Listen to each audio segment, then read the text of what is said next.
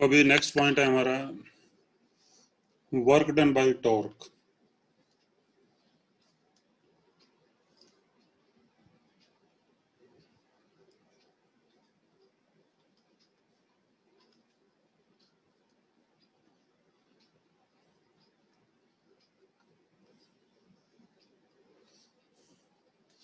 हाँ जी, work done by torque.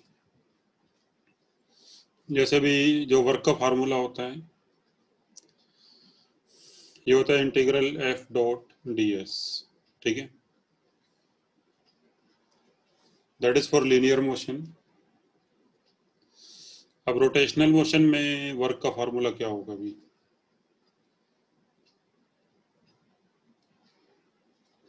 तो उसके लिए मान लो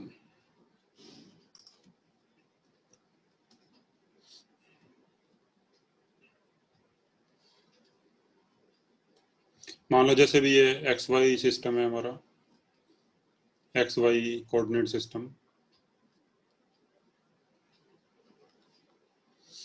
और कोई एक ये रोड है भी ऐसे, एक ये रोड है लेंथ एल की,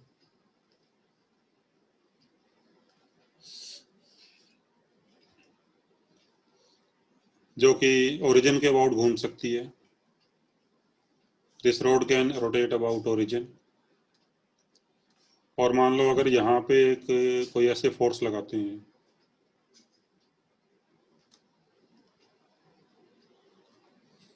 eight some angle theta, at some angle phi मान लो,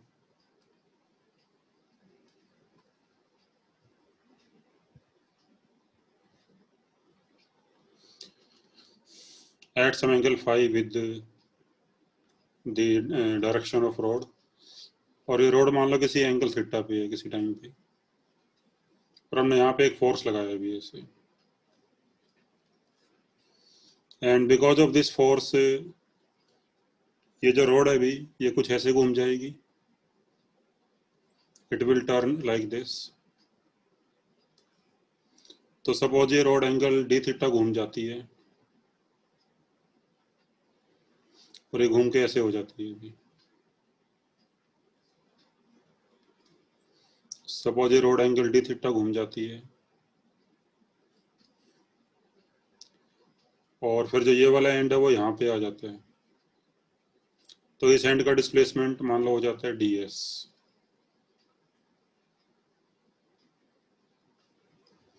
तो डी एस की वैल्यू होगी एल इंटू डी थीटा।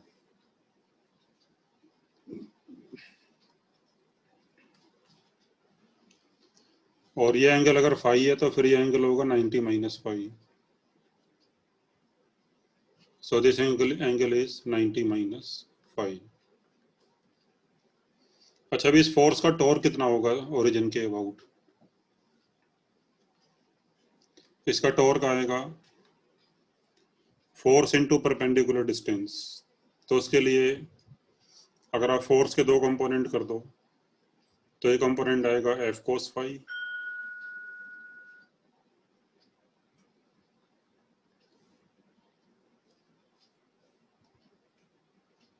और ये कंपोनेंट आएगा एफ साइन फाई।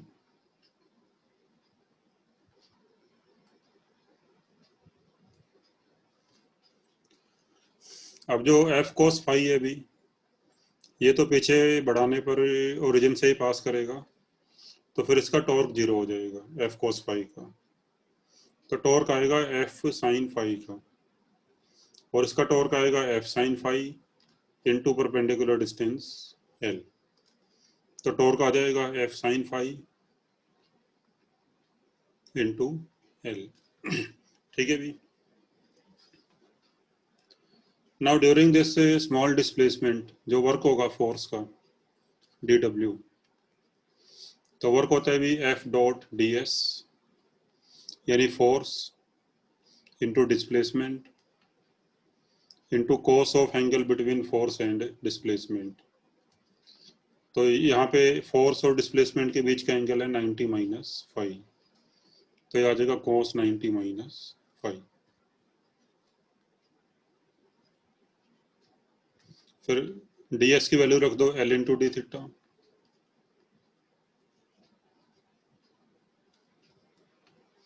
और cos 90 minus five is sine five, तो ये हो जाएगा भी F sine five into L into d theta. And now this F sine five into L, ये बन गया अभी टॉर्क, तो यहाँ से डी डब्ल्यू आ जाएगा torque into d theta, integrating both sides, तो वर्क आ जाएगा इंटीग्रल टॉर्क डी थीटा।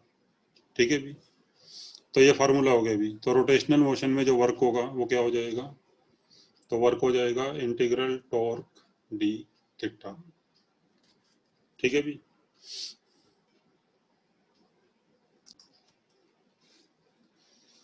इसके बाद अभी पावर ऑफ टॉर्क क्या होगी, पावर ऑफ टॉर्क,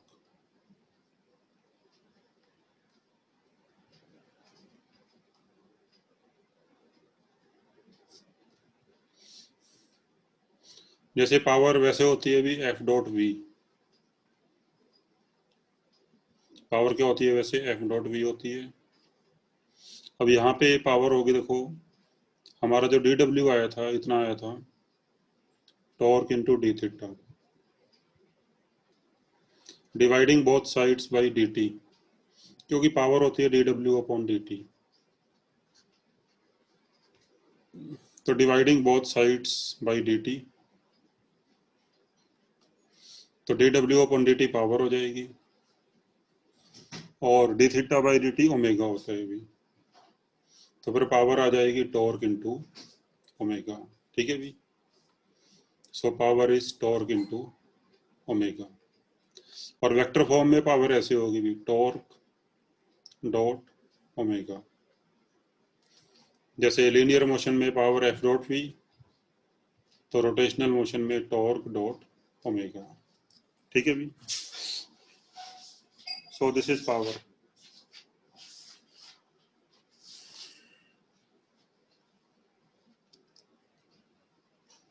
इसके बाद भी नेक्स्ट पॉइंट है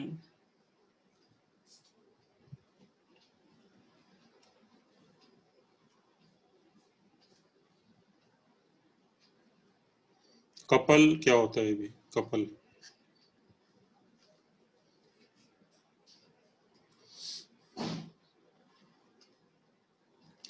तो basically a set of two equal and opposite forces is known as couple.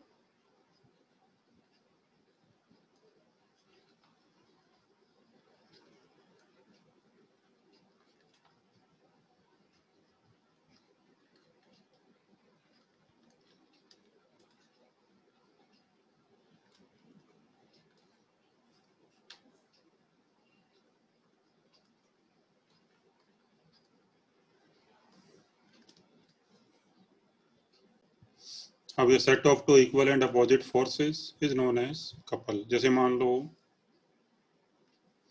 ये कोई एक बॉडी है, कोई मान लो,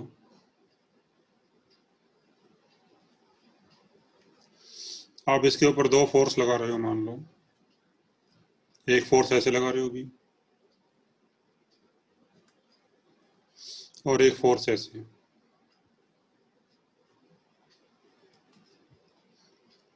तो both forces are equal in magnitude and opposite in direction, तो फिर ये बनाएंगे एक कपल। ठीक है भी, so this is known as couple. तो यहाँ पे जो नेट फोर्स है वो तो जीरो होगा भी, तो नेट फोर्स यहाँ पे जीरो होगा, बिकॉज जितना फोर्स एक तरफ लग रहा है उतना ही अपोजिट फोर्स दूसरी डायरेक्शन में लग रहा है, तो net force acting will be zero. लेकिन इसका टॉर्क जीरो नहीं होगा भी।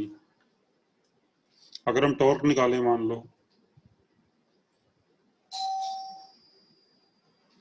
लो ये जो रोड है इसकी लेंथ है एल, अगर हम टॉर्क निकालें किसी पॉइंट के about, suppose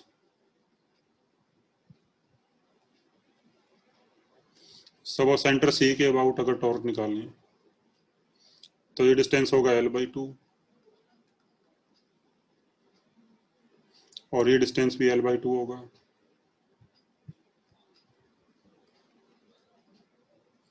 So if we find torque about suppose point C, तो जो ये ऊपर वाला एफ है भी, इसका टॉर्क आएगा F into L by two C के अबाउट, और ये टॉर्क आएगा क्लॉकवाइज।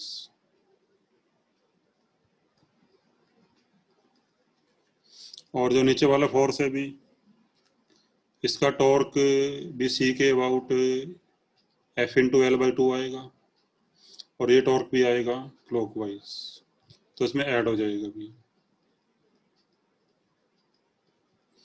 तो नेट टॉर्क आ जाएगा एफ इंटू एल। ठीक है भी।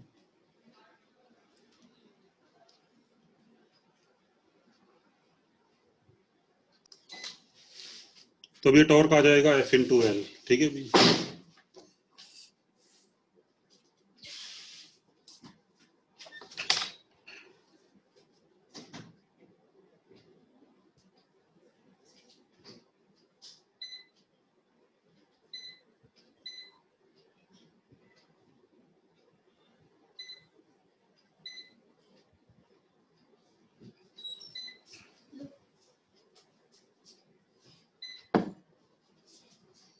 हाँ जी। अच्छा, अभी टॉर्क अगर हम किसी और पॉइंट के अबाउट निकालें, मान लो पॉइंट ए के अबाउट निकालें टॉर्क, तब कितना टॉर्क आएगा भी पॉइंट ए के अबाउट?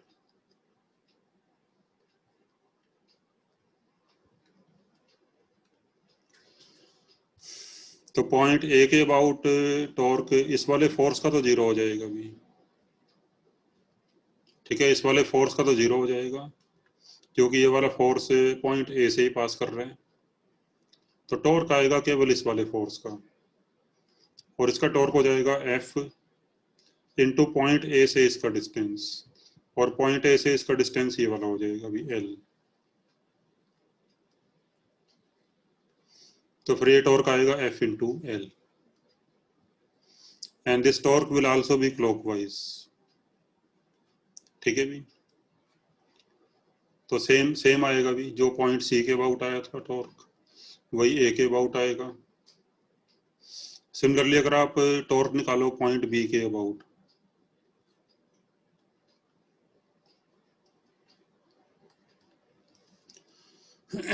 तो बी के अबाउट टॉर्क जब निकालोगे, तो जो ये नीचे वाला फोर्स है भी, इसका तो जीरो हो जाएगा टॉर्क, क्योंकि ये पॉइंट बी से ही पास कर रहा है।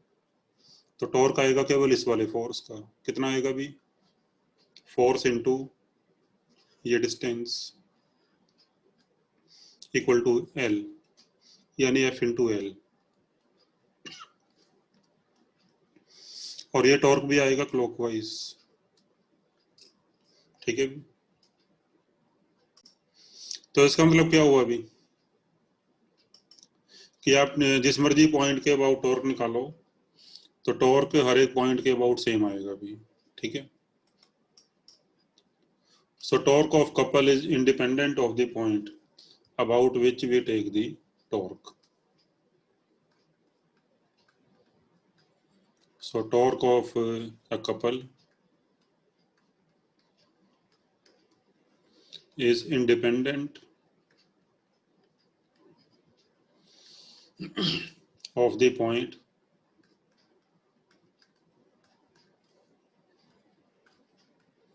about which we take the torque.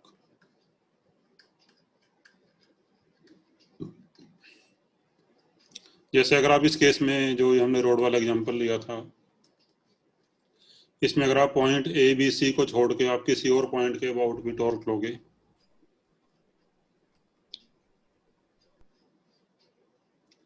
जैसे अगर मान लो ये पॉइंट ए और ये बी,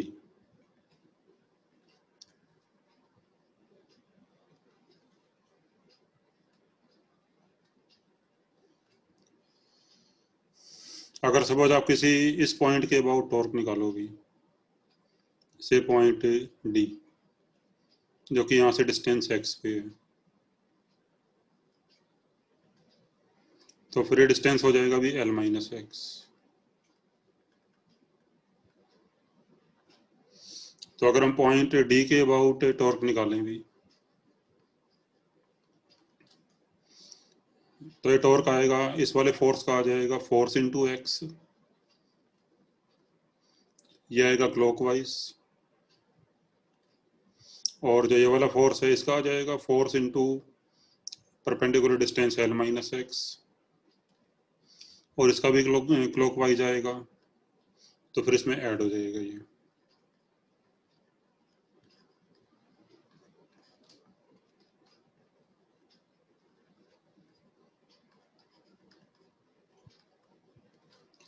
ठीक है भी, और ये कैंसिल हो जाएगा, तो क्या आ जाएगा ये F into L.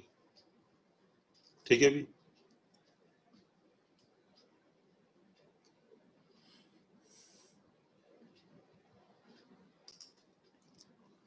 So you can see that कि हम टॉर्क जिस मर्जी पॉइंट के अबाउट लें तो हर एक पॉइंट के अबाउट टॉर्क इसका सेम आएगा। ठीक है, अच्छा अभी इस वाले कंसेप्ट को अगर हमने इन जनरल प्रूव करना हो तो कैसे करेंगे? सो प्रूव इट इन जनरल, कि हम पॉइंट स्पेस में कहीं भी लें अगर मान लो, तो फिर जो टॉर्क है वो पॉइंट के इंडिपेंडेंट होना चाहिए भी। तो उसके लिए देखो भी, मान लो अगेन एक ये रोड, जैसे रोड है ये,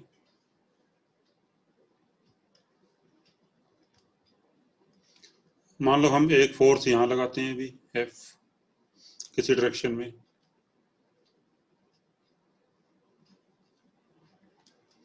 और एक फोर्स यहाँ लगाते हैं इसके अपोजिट, तो फिर ये फोर्स वेक्टर में माइनस एफ हो जाएगा।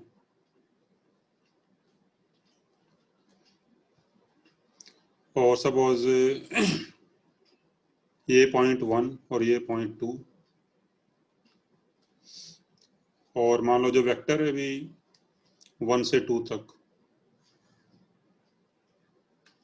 मान लो ये वेक्टर है एल। ठीक है,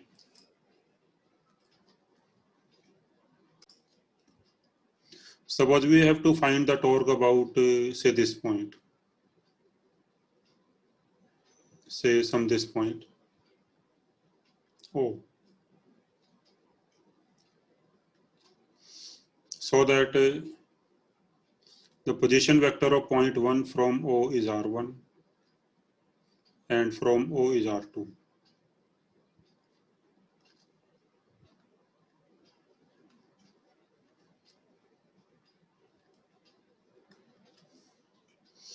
तो ट्रायंगल लॉ से भी हमारे पास आ जाएगा r1 plus l is equal to r2,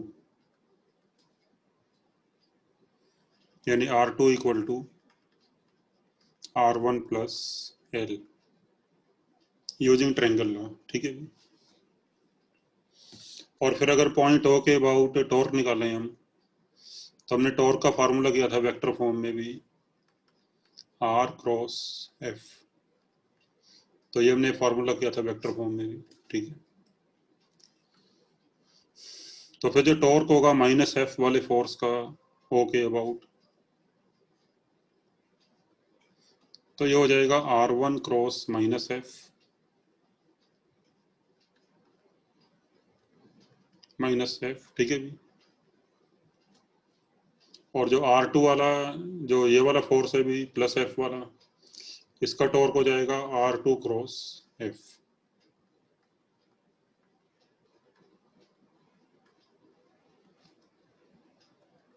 so this is net torque about O इन दोनों फोर्सेस का मिला के। तो यहां से आ जाएगा भी r2 minus r1 cross F, मतलब क्रॉस एफ कॉमन आ गया, तो अंदर बचेगा r2 माइनस r1, और r2 माइनस r1 यहाँ से हो जाएगा l के बराबर।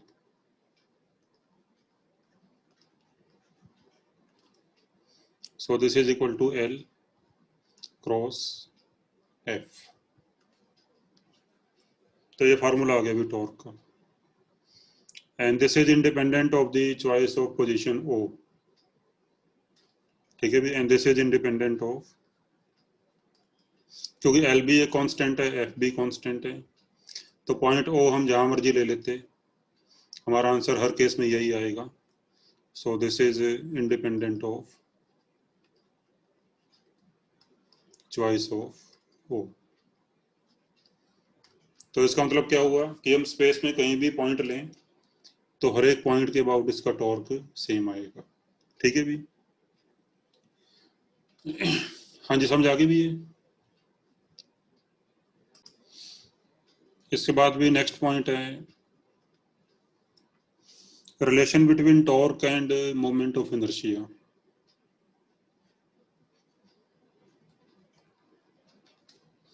रिलेशन बिटवीन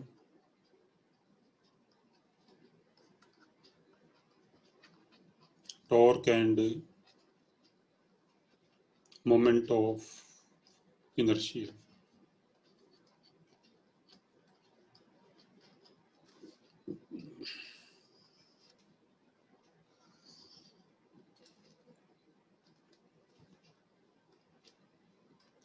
मान लो कि एक पार्टिकल सर्कल में घूम रहा है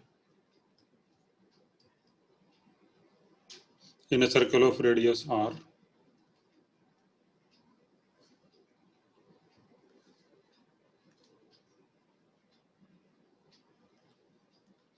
पार्टिकल का मास मान लो m में,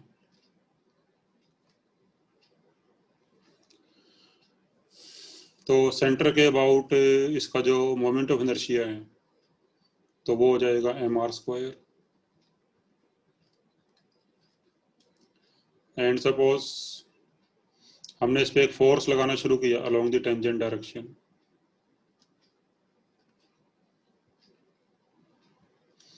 suppose a force starts acting on the particle along tangent direction, तो फिर इसमें एक एक्सेलरेशन आ जाएगा भी अलोंग टेंजेंट, और एक्सेलरेशन होगी फोर्स अपॉन मास, यानी force is equal to mass into acceleration, जिससे फिर इसमें एक एंगुलर एक्सेलरेशन भी आ जाएगा भी अल्फा सपोज, और जो टेंजेंशियल एक्सेलरेशन होता है भी ए, ये होता है अल्फा इंटू आर. ठीक है, ये हमने किया था सर्कुलर मोशन में कि a t equal to alpha r, यानी tangential acceleration is equal to alpha into r.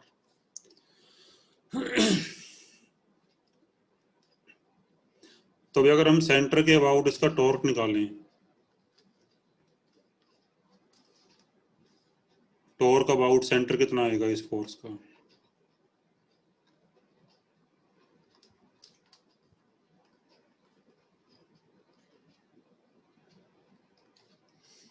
तो टॉर्क आएगा भी फोर्स इंटू परपेंडिकुलर डिस्टेंस, फिर फोर्स की वैल्यू रख दो m में, और फिर ए की वैल्यू रख दो अल्फा आर,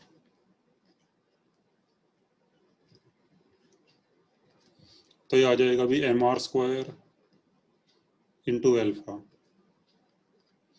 और mr² is equal to moment of inertia, तो फिर आ जाएगा आई अल्फा, यानी torque is equal to I into alpha.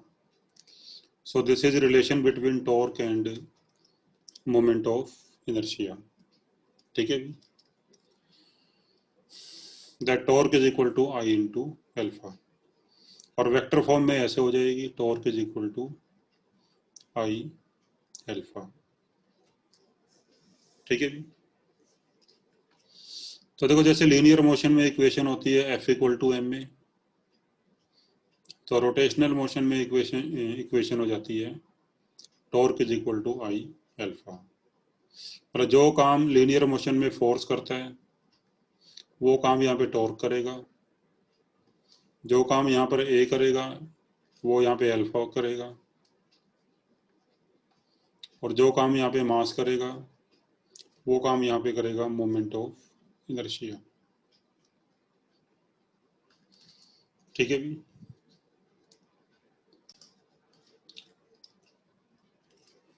तो देखो पीछे भी हमने जो रिलेशन देखी थी, जैसे वर्क होता है एफ डॉट डी एस, तो एफ को रिप्लेस कर दो टॉर्क से और लीनियर डिस्प्लेसमेंट ds को रिप्लेस कर दो एंगुलर डिस्प्लेसमेंट डी थीटा से, ठीक है भी। ऐसे v को रिप्लेस कर दो ओमेगा से। मतलब जो भी फार्मूले अब तक हमने करे हैं ट्रांसलेशनल मोशन में, लीनियर मोशन में, तो सारे फार्मूले यहाँ पे लग जाते हैं अभी। Replace force with torque, a with alpha, m with i and v with omega and so on, ठीक है भी। डिस्प्लेसमेंट को रिप्लेस कर दोगे एंगुलर डिस्प्लेसमेंट थीटा से, v को ओमेगा से, इस तरह से, ठीक है। जैसे हमने शुरू में जब रोटेशन स्टार्ट किया था तो ये फार्मूला किया था के का हाफ आई ओमेगा स्क्वायर।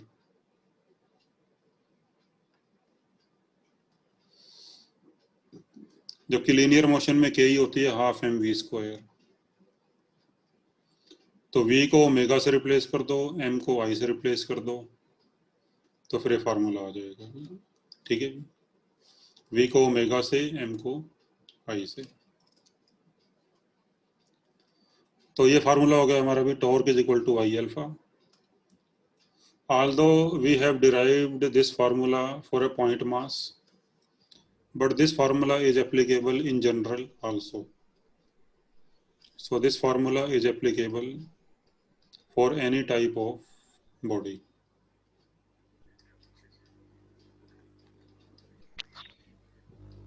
ठीक है भी।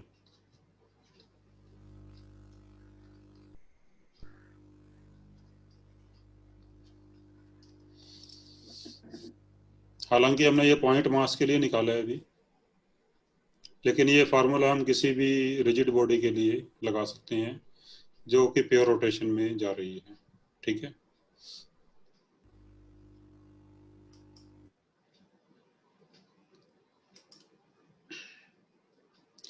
तो चलो इसके ऊपर कुछ क्वेश्चन देखते हैं अभी, torque equal to I alpha के ऊपर।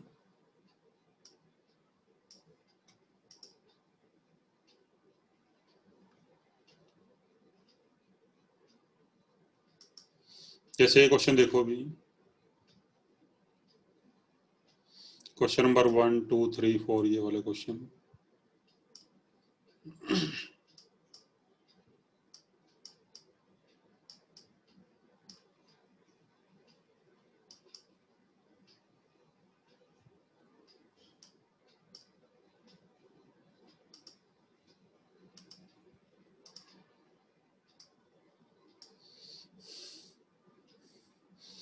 एक बार ट्राई करो जरा, अभी first and second question try करो जरा एक बार।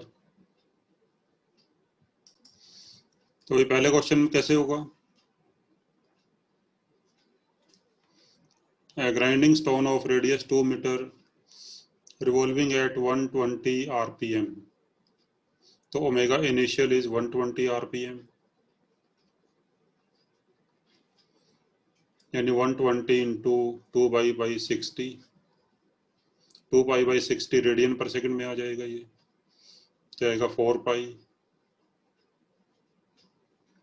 रेडियन पर सेकंड। एक्सेलरेट्स टू 660, तो omega final is 660 into 2 pi/60, तो ये आ जाएगा अभी 22 पाई रेडियन पर second.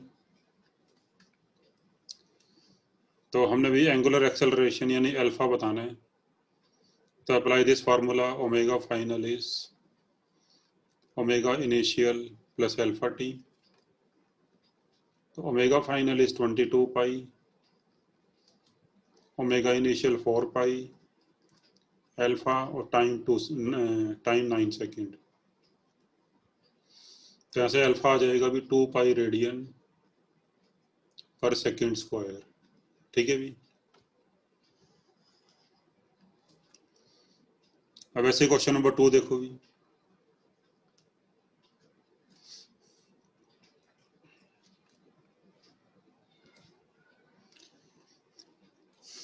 The spin dryer of a washing machine revolving at 15 rps. तो omega initial is 15 revolution per second. तो फिर इसको हम 2 पाई से मल्टीप्लाई करेंगे भी to convert this into radian per second. तो 30 पाई हो जाएगा ये। Slows down to 5 revolution per minute, तो omega final is 5 into 2 pi, that is 10 pi radian per second, while making 50 revolutions, तो theta is 50 revolution, यानी 50 into 2 pi radian, यानी 100 pi radian। क्योंकि एक रिवोल्यूशन में होंगे 2 पाई रेडियन, तो 50 revolution में हो जाएंगे 50 इंटू 2 पाई, यानी 100 पाई रेडियन। तो फाइंड एंगुलर एक्सेलरेशन, तो we apply this formula, omega final square equal to omega initial square plus 2 alpha theta. तो यहाँ से भी अल्फा की वैल्यू निकालो कितनी आएगी, वैल्यू पुट करके।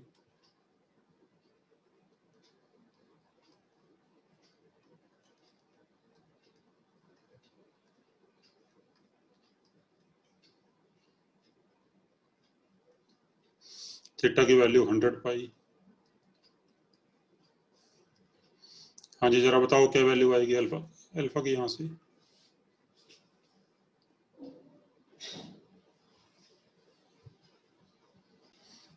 तो यहाँ से आपका आंसर आ जाएगा अल्फा का -4 पाई रेडियन पर सेकेंड स्क्वायर। फिर पूछा भी टाइम निकालो, तो टाइम कैसे निकालोगे भी? तो टाइम निकालने के लिए अब ये इक्वेशन यूज कर सकते हो भी।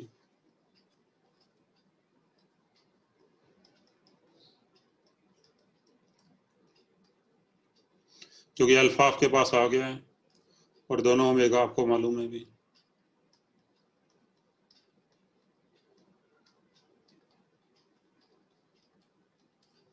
तो टाइम यहाँ से आ जाएगा भी 5 सेकेंड। ठीक है भी। अब इसके बाद भी क्वेश्चन नंबर 3 देखो जरा भी। अभी क्वेश्चन नंबर 3 देखो। A flywheel rotating at a speed of 600 rpm, तो ओमेगा इसका दे रखा है अभी 600 rpm,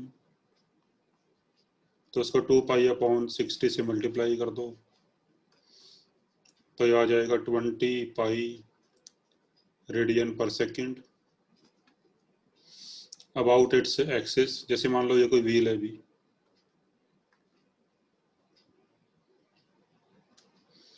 तो ये अपने खुद के एक्सिस के अबाउट मान लो ऐसे घूम रहे हैं ये,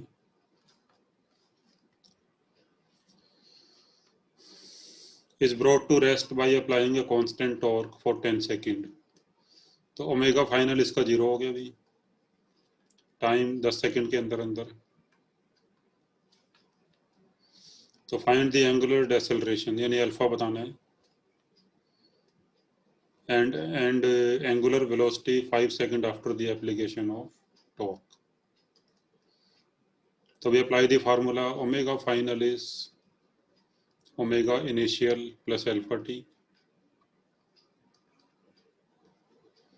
तो यहाँ से भी अल्फा की वैल्यू आ जाएगी -2 पाई,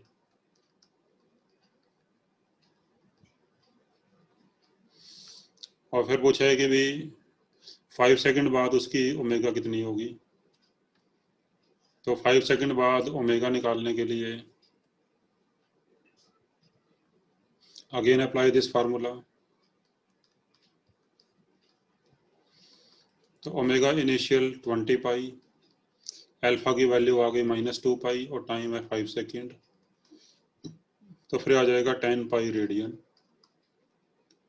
पर सेकेंड। ठीक है भी। तो ये क्वेश्चन नंबर 3 हो गया भी। अब क्वेश्चन नंबर 4 देखो जरा भी।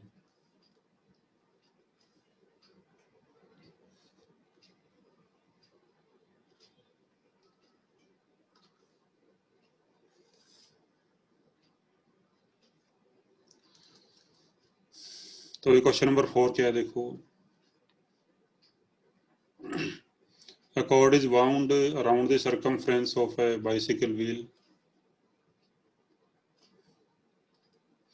जैसे मान लो ये साइकिल का जो रिम होता है अभी टायर निकालने के बाद,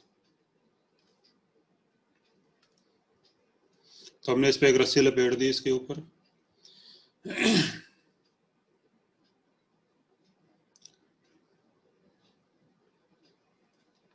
The axle of the wheel is horizontal and the wheel rotates with its plane vertical। मतलब मान लो हमने जो व्हील है अभी इसके सेंटर को एक दीवार पे हिंज कर दिया और ये अपने सेंटर के अबाउट ऐसे ऐसे घूम सकते हैं अभी, ठीक है। और इस पे एक रस्सी लपेट के हमने जो दूसरा एंड है रस्सी का वो नीचे लटका दिया ऐसे, और यहाँ पे एक 2 kg का वेट अटैच कर दिया।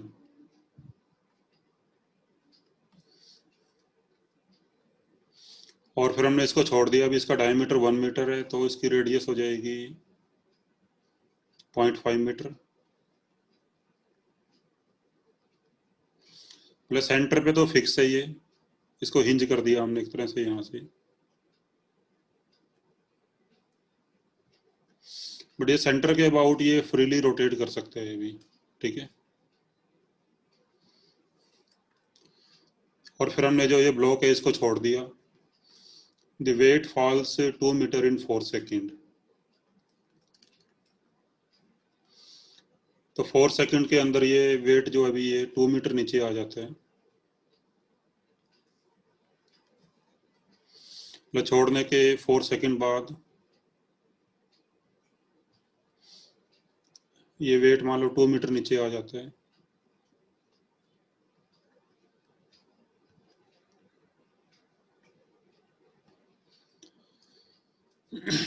तो what is the angular acceleration of the wheel. तो फिर व्हील की अल्फा कितनी होगी ये हमने बताना है अभी। तो ये क्वेश्चन है अभी। हाँ जी, तो कैसे करोगे देखो जरा इसको भी। तो देखो भी अगर मान लो इस ब्लॉक की एक्सेलरेशन हम नीचे मान लें ए, तो फिर जो ये वाला पॉइंट है इसकी एक्सेलरेशन भी ए हो जाएगी नीचे, और एंगुलर एक्सेलरेशन अल्फा है तो फिर A equal to alpha R हो जाएगा, ठीक है। फार्मूला होता है भी A equal to alpha R. और इसकी एक्सेलरेशन हम निकाल सकते हैं भी by applying the formula S equal to U T plus half A T square.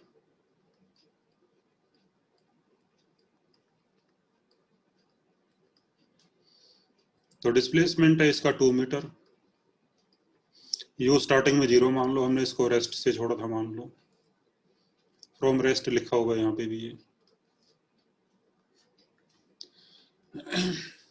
तो यू 0 हो गया, टाइम 4 सेकेंड है।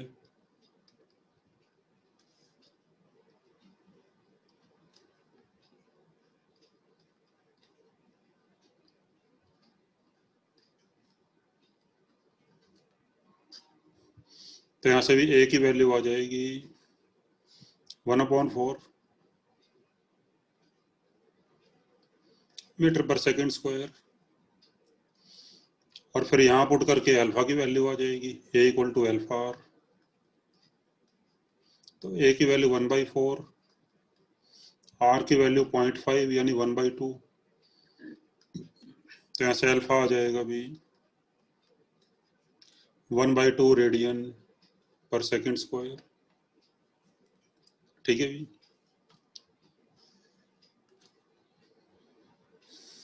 तो ये निकालना था भी हमने 0.5 रेडियन पर सेकेंड स्क्वायर, ठीक है भी। अच्छा, इस क्वेश्चन में अगर ये पूछा हो कि find moment of inertia of the wheel, find moment of inertia of wheel, तो ये कैसे निकालोगे भी।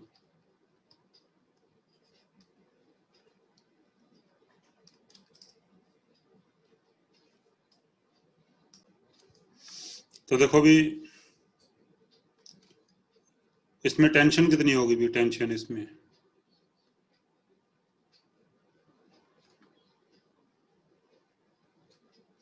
टेंशन ब्लॉक पे ऊपर लगेगी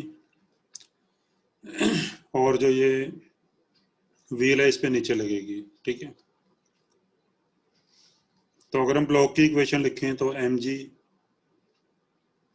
minus T equal to M A.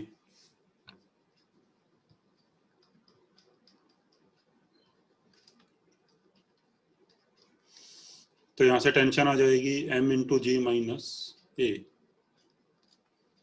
A आपको पता है भी, जी आपको पता है, और मास भी आपको मालूम है, तो यहाँ से यहाँ पुट करके टी आ जाएगा, ठीक है भी। और फिर जो व्हील है इसके लिए इक्वेशन लगा दो, torque equal to I alpha. अभी जो हमने पीछे करी, torque equal to I alpha about centre. तो सेंटर के अबाउट जो टॉर्क होगा भी, वो टॉर्क आएगा टेंशन का। टेंशन इसको ऐसे घुमाएगी ना, व्हील को ऐसे घुमाएगी टेंशन, तो टेंशन का टॉर्क आ जाएगा tension into perpendicular distance R. तो टॉर्क आ जाएगा T into R equal to I alpha, और अल्फा यहां से आ जाएगा ए अपॉन आर।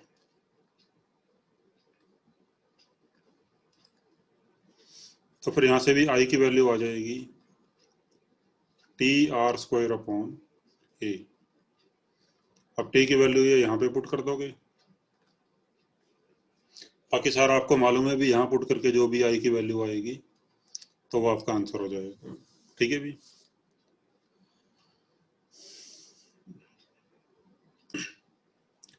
ये 5 और 6 ये हैं एंगुलर मोमेंटम के ऊपर, ये भी हमने किया नहीं है topic.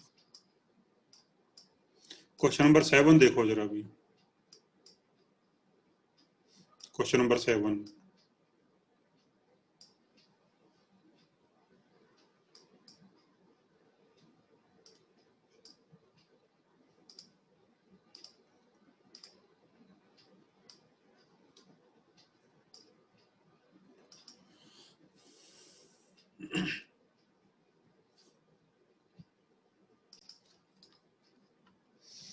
A bob of mass m is attached to one end of a string of length L. This is kept in the horizontal position. मतलब शुरू में हमने बॉब को ऐसे रख के छोड़ दिया अभी,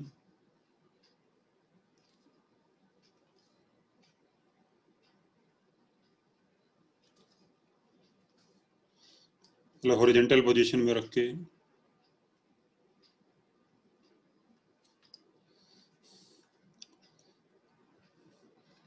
और स्ट्रिंग की लेंथ है L। तो when the string is at angle theta from vertical, find the torque about O produced by weight of the particle and tension in the string, ठीक है भी। तो जब ये स्ट्रिंग किसी एंगल थीटा पे पहुंची, तो यहाँ पर एक तो इसका वेट लग रहा होगा नीचे की तरफ mg, और टेंशन टी ऐसे लग रही होगी। तो फिर इसने पूछा ये है कि पॉइंट ओ के अबाउट mg का कितना टॉर्क आएगा और टेंशन का कितना टॉर्क आएगा भी। तो देखो टेंशन तो पॉइंट ओ से ही पास कर रही है अभी, तो फिर इसका टॉर्क तो 0 आ जाएगा भी, because tension is passing through point O itself, so torque of tension will be 0, ठीक है। और फिर mg है भी, तो mg का कितना टॉर्क आएगा भी ओ के अबाउट, तो भी mg का टॉर्क आएगा mg into perpendicular distance from point O. तो अभी mg की लाइन ऑफ एक्शन ये वाली है, और इसका पॉइंट ओ से परपेंडिकुलर डिस्टेंस ये वाला हो जाएगा अभी, और ये डिस्टेंस आएगा L साइन थीटा, ठीक है। ये डिस्टेंस कितना आएगा अभी, ये आएगा L साइन थीटा। तो फिर इसका टॉर्क हो जाएगा mg का पॉइंट ओ के about mg into L sine theta, ठीक है भी। तो भी आपका आंसर आ जाएगा भी इसका। ठीक है भी। या फिर आप इसको ऐसे भी कर सकते हो भी, अगर mg के कंपोनेंट्स कर लें तो mg का इस तरफ कंपोनेंट आएगा mg cos थीटा,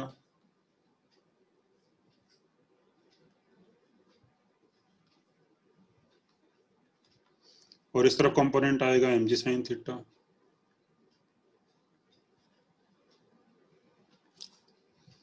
अब जो mg cos थीटा है भी, इसकी लाइन ऑफ एक्शन भी पॉइंट O से पास करेगी, तो फिर इसका टॉर्क जीरो हो जाएगा mg cos थीटा का। सो torque is produced only by mg sin theta, और फिर इसका टॉर्क आ जाएगा mg sin theta into perpendicular distance l। तो एक ही बात पड़ेगी भी, mg sin theta into l। ठीक है भी।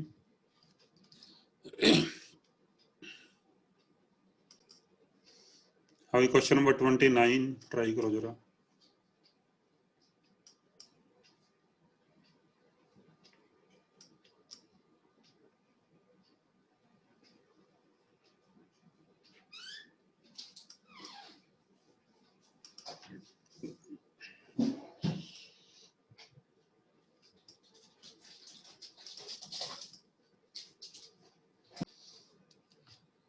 So a wheel of radius 10 centimeter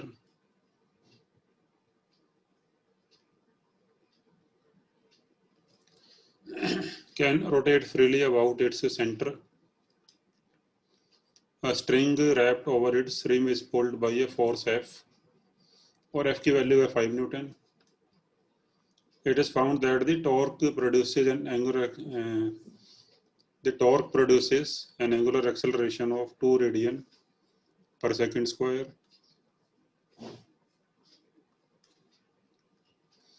Calculate the moment of inertia of wheel. तो भाई I की वैल्यू बतानी है हमने. So apply the formula torque equal to I alpha. और टॉर्क हो जाएगा फोर्स इंटू परपेंडिकुलर डिस्टेंस. जैसे फोर्स लग रहा है इस पॉइंट पे, और टॉर्क हमने लेना सेंटर के अबाउट, तो सेंटर के अबाउट टॉर्क हो जाएगा force into perpendicular distance r equal to I alpha. अब यहाँ पे वैल्यूज पुट कर दो भी. तो फोर्स की वैल्यू 5 है, r 10 सेंटीमीटर, आई निकालना है, और अल्फा की वैल्यू है 2.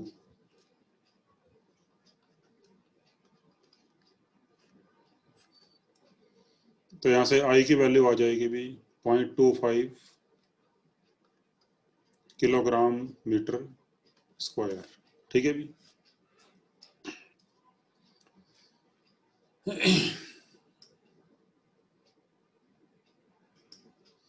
अच्छा, इसके बाद भी अगला एक ये क्वेश्चन देखो जरा इस टाइप का. हम जो ये पहले क्वेश्चन करते थे भी लाजो मोशन में, ये पुली वाला क्वेश्चन, कि जैसे कि ये पुली है,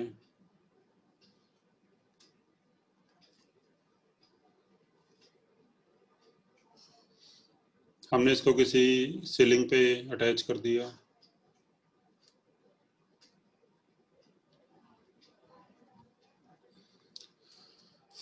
और इसके ऊपर एक रॉप डाल दी हमने ऐसे भी.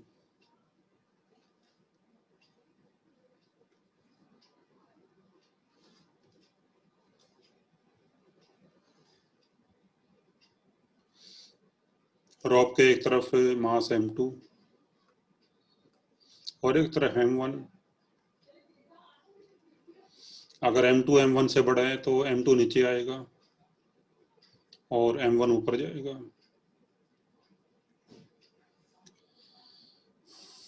तो यहाँ पे भी एक्सेलरेशन की वैल्यू होती थी m2 माइनस m1g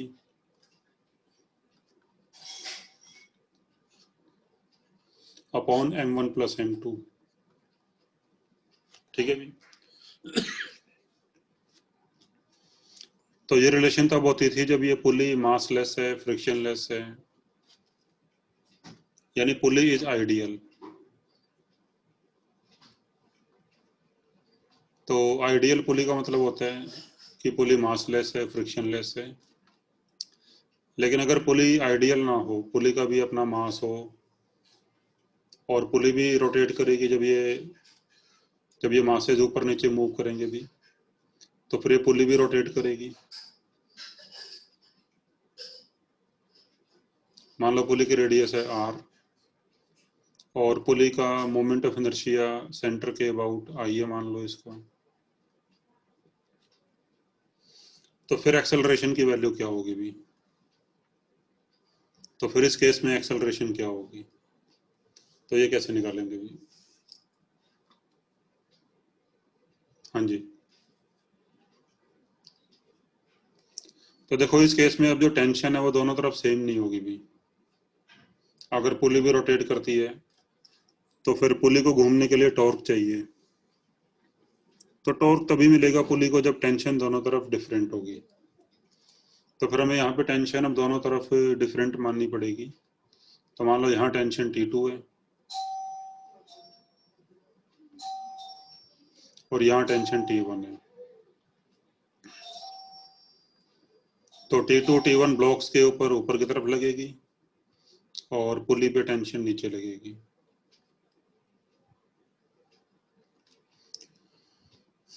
बाकी इनके वेट लगेंगे भी।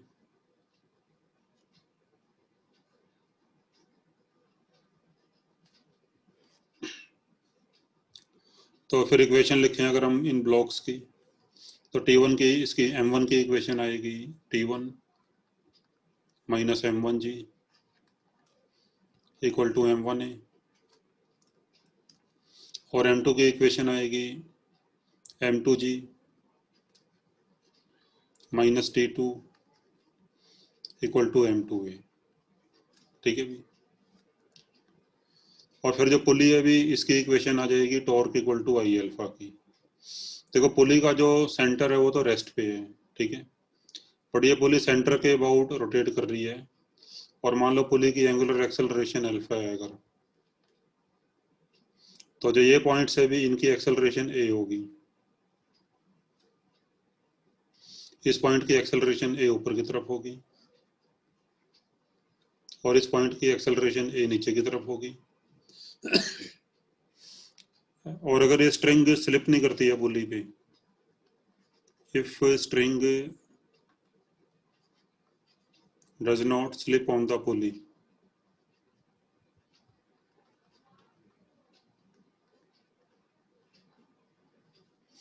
तो फिर A equal to alpha R हो जाएगा भी। तो फिर A equal to alpha R हो जाएगा। Now apply the equation for pulley torque equal to I alpha.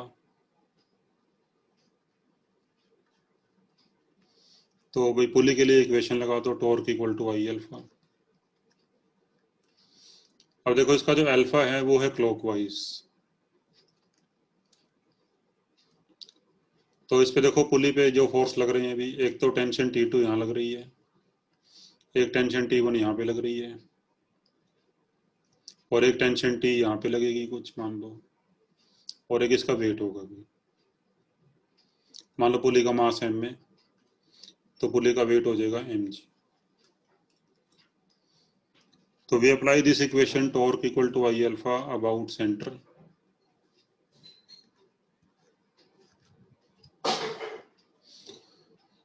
तो सेंटर के अबाउट जो ये फोर्स T2 है, तो T2 का टॉर्क हो जाएगा T2 इंटू आर, और ये टॉर्क आएगा क्लॉकवाइज। तो हम चलो क्लॉकवाइज को पॉजिटिव मान लेते हैं, तो टॉर्क आ जाएगा T2 इंटू आर, और जो T1 है भी ये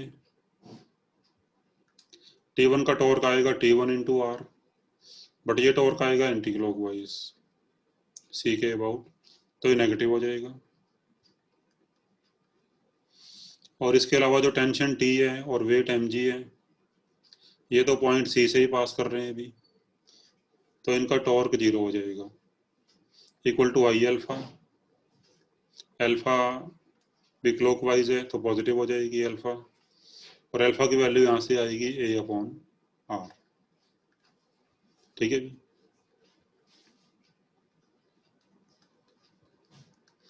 तो अभी आर को कॉमन निकाल के नीचे ले जाओ तो ये आ जाएगा।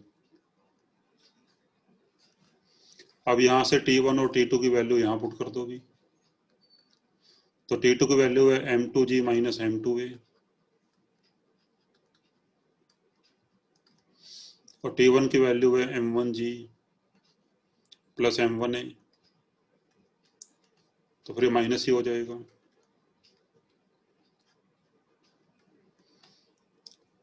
और फिर जो A वाली टर्म्स हैं उनको उधर ले जाओ और फाइनली यहाँ से सॉल्व करके A की वैल्यू आ जाएगी M2 minus M1G upon M1 plus M2 plus I upon R square. तो ये आंसर आ जाएगा भी यहाँ पे। ठीक है भी। तो क्या डिफरेंस है अभी, बस यहाँ पे I upon R square extra आ गया M1 प्लस M2 अपॉन में जो है, तो I अपॉन R स्क्वायर वाली जो टर्म है वो एक्स्ट्रा आ गई अभी। And for ideal pulley I की वैल्यू 0 होती है, I अगर 0 होगा तो फिर ये पहले वाला आंसर ही आ जाएगा भी। ठीक है भी। तो अभी अब रोटेशन वाले क्वेश्चंस में जो पुली है तो पुली भी रोटेट करेगी, तो पुली की इक्वेशन भी आपको लिखनी पड़ेगी यहाँ पे। और अगर पुली रोटेट करती है तो फिर पुली के दोनों तरफ टेंशन सेम नहीं होगी। अब तक हम टेंशन सेम लेते आए थे बिकॉज हम ये मानते थे कि पुली आइडियल है, मासलेस है, फ्रिक्शनलेस है। ठीक है।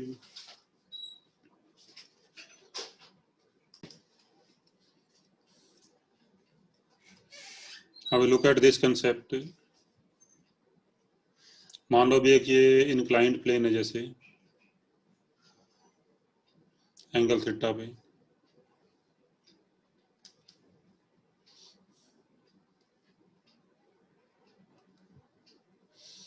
और मान लो एक ब्लॉक यहाँ पे रख देता हूँ मैं इसके ऊपर,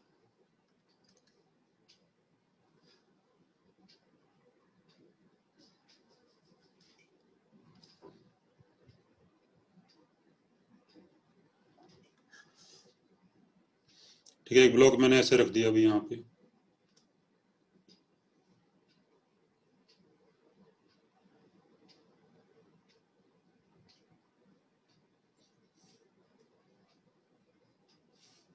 और मान लो ब्लॉक रेस्ट पे है अभी जैसे। ठीक है। मान लो ब्लॉक रेस्ट पे है, बिकॉज ऑफ फ्रिक्शन ये मूव नहीं कर रहा है ब्लॉक।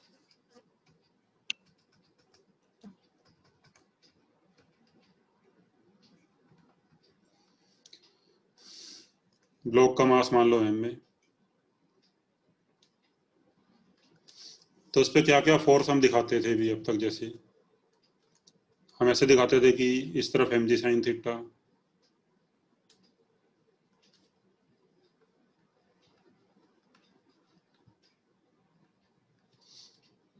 और पीछे की तरफ फ्रिक्शन लगा दिया। ये फ्रिक्शन स्टैटिक होगा अगर ब्लॉक मूव नहीं कर रहा है तो, and this friction will balance mg sign theta.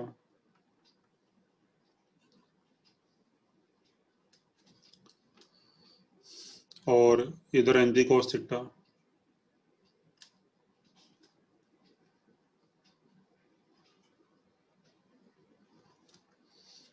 और फिर इधर हमने नॉर्मल दिखा दिया अभी ऐसे।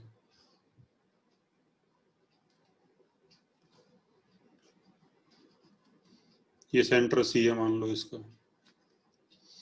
And normal will balance mg cos theta.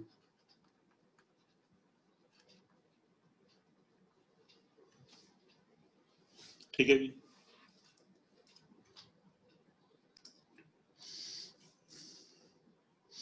अच्छा, मेरा क्वेश्चन अब ये है भी, ये तो चलो ठीक है कि ये ब्लॉक रेस्ट पे है तो ये फोर्सेस बैलेंस हो गई,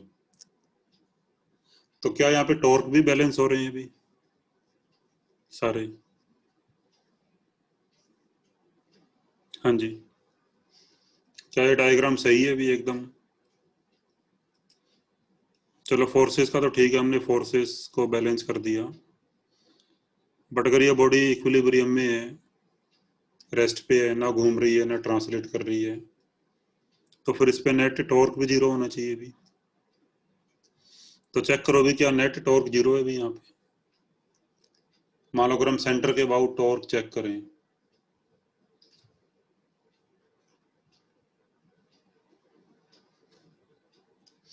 तो वही M G sine theta, M G cos theta और नॉर्मल, ये तीनों फोर्स तो सेंटर से पास हो रहे हैं, तो इनका तो टॉर्क जीरो हो जाएगा भी। M G sine theta, M G cos theta और नॉर्मल, ये तीनों तो सेंटर से पास कर रहे हैं अभी, तो इनका टॉर्क तो जीरो हो जाएगा सेंटर के अबाउट। बट जो फ्रिक्शन है वो सेंटर से पास नहीं कर रहा, तो friction will produce a torque about centre like this in anti clockwise direction. तो फिर इसके टॉर्क को कौन बैलेंस करेगा अभी? So which force will balance this torque? अगर मान लो हम डायग्राम ऐसे ही शो करते हैं तो फिर तो बॉडी इक्विलिब्रियम में हो ही नहीं सकती, क्योंकि यहाँ पे नेट टॉर्क आ रहे हैं। So the body must rotate. अभी क्वेश्चन समझ आया क्या ये? So this diagram is not correct, it means, ठीक है भी। तो डायग्राम ऐसा होना चाहिए कि नेट फोर्स भी जीरो हो और नेट टॉर्क भी जीरो होना चाहिए भी बॉडी के ऊपर। तो फिर इसमें थोड़ी कमी है इस डायग्राम में। तो क्या कमी है इसमें भी?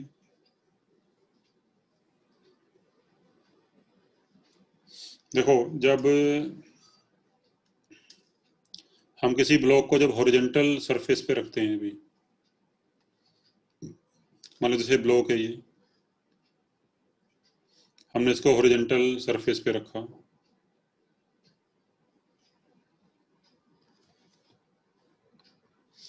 तो तब जो ग्राउंड से नॉर्मल फोर्स लगेगा इस पे, वो तो बिल्कुल इसके सेंटर से पास करेगा भी, क्योंकि हर जगह पे प्रेशर यहाँ सेम होगा, प्रेशर हर जगह पे सेम होगा। तो ऑन एन एवरेज जो नॉर्मल फोर्स है, वो नेट जो उसका रिजल्टेंट होगा वो सेंटर से ही पास करेगा अभी, ठीक है। लेकिन जब हमने इस ब्लॉक को ऐसे रख दिया इंक्लाइंड प्लेन के ऊपर, और अगर एंगल थीटा बढ़ाते जाएं हम, तो जो ब्लॉक है अभी वो ऐसे टर्न करने की कोशिश करेगा इस पॉइंट के about, it will try to tilt about this point, ठीक है भी। इसका मतलब ये हुआ कि अब यहाँ प्रेशर ज़्यादा हो जाएगा, जो लोअर हाफ है, जो ये वाला हाफ है अभी, यहाँ प्रेशर ज़्यादा हो जाएगा और यहाँ प्रेशर कम होगा अभी। तो फिर जो नॉर्मल फोर्स है वो एकदम सेंटर से पास नहीं करेगा, तो नॉर्मल फोर्स सेंटर से थोड़ा इधर पास करेगा अभी।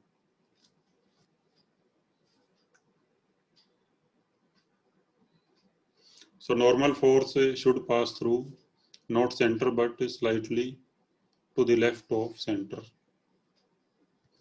तो नॉर्मल फोर्स फिर यहाँ से पास करेगा भी ऐसे,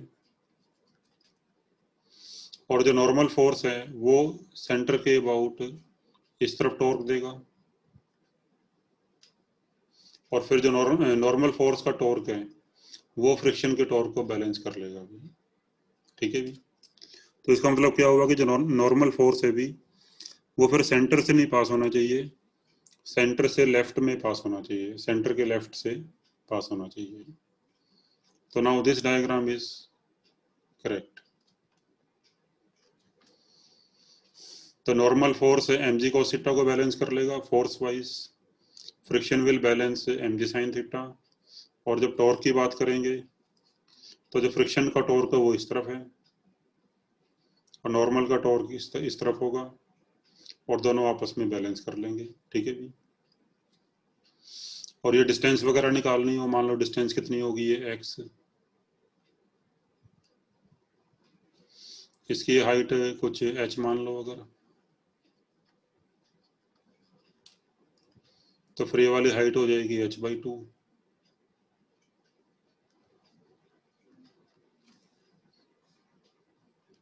तो दोनों का टॉर्क बैलेंस कर दो भी।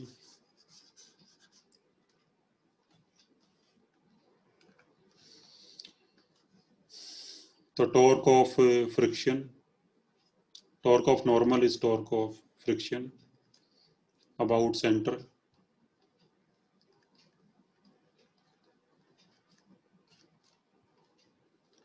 तो फ्रिक्शन का टॉर्क आ जाएगा भी फ्रिक्शन फोर्स एफ एस, और इसका सेंटर से परपेंडिकुलर डिस्टेंस होगा h/2, तो फ्रिक्शन का टॉर्क आ जाएगा एफ एस इंटू h/2, और जो नॉर्मल फोर्स है भी इसका टॉर्क आ जाएगा नॉर्मल फोर्स इंटू ये वाली डिस्टेंस, और ये है x के बराबर। अब यहाँ पे ये n और एफ एस की वैल्यू डाल दो।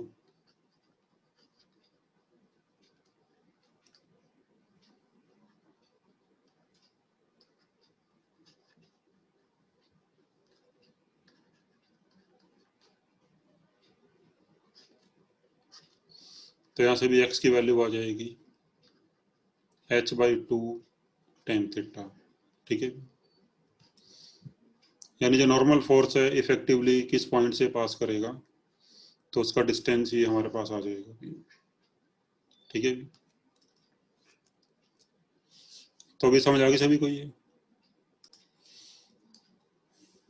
अच्छा, इसके बाद भी अगर मान लो हम ये एंगल थीटा को बढ़ाते जाएं, अगर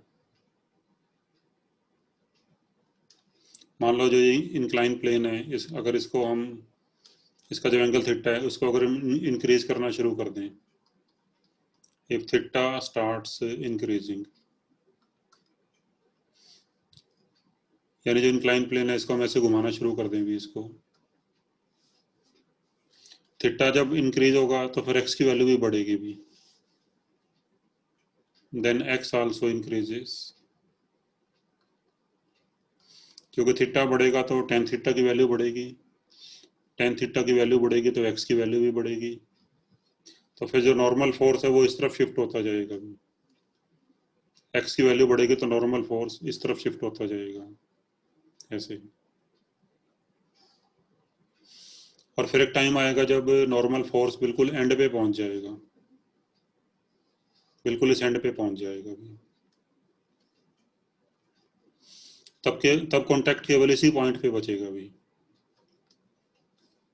ठीक है। तब कांटेक्ट केवल इसी पॉइंट पे बचेगा, और फिर ये ब्लॉक पलट जाएगा भी ऐसे, इट विल टर्न ओवर, जैसे हमने ये वाला क्वेश्चन करा था अभी लास्ट क्लास में,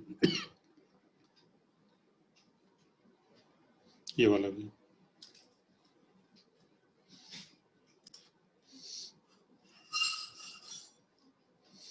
कि जब ये ब्लॉक पलटने वाला होगा तो contact is left only at this point, तो कांटेक्ट केवल इस पॉइंट पे बचेगा भी, ठीक है भी, और फिर ये टर्न हो जाएगा भी ऐसे। समझाइए चीज भी, तो सेम ही चीज है देखो ये वाली भी, मतलब इस वाले कंसेप्ट में और उस वाले कंसेप्ट में कोई फर्क नहीं है।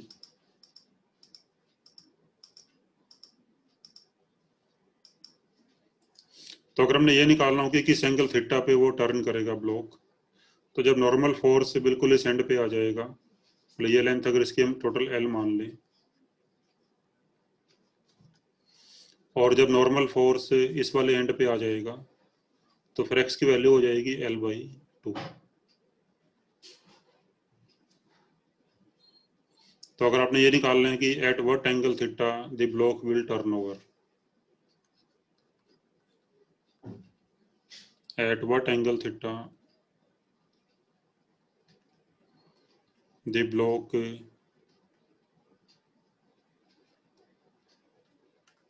टर्न्स ओवर, तो उसके लिए x को पुट कर दो L/2 यहाँ पे भी, तो यहाँ पे x को पुट कर दोगे L/2,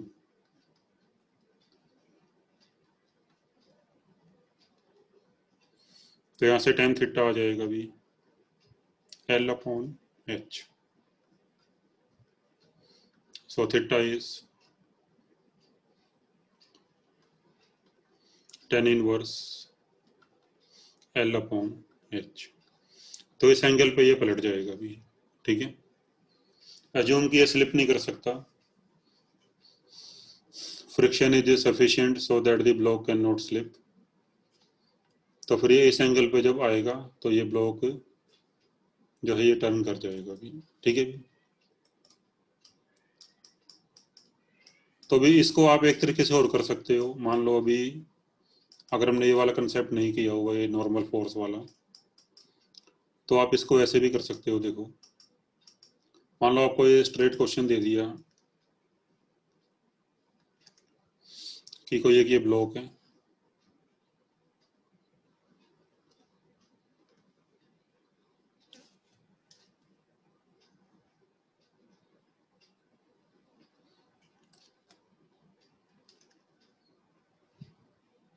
ये किसी इंक्लाइन प्लेन पे रखा हुआ है,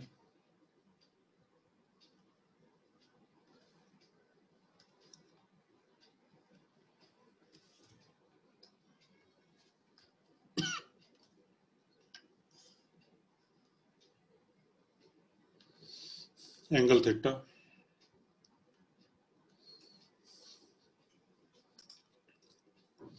और मान लो ये हाइट एच है भी इसकी, ये लेंथ एल है,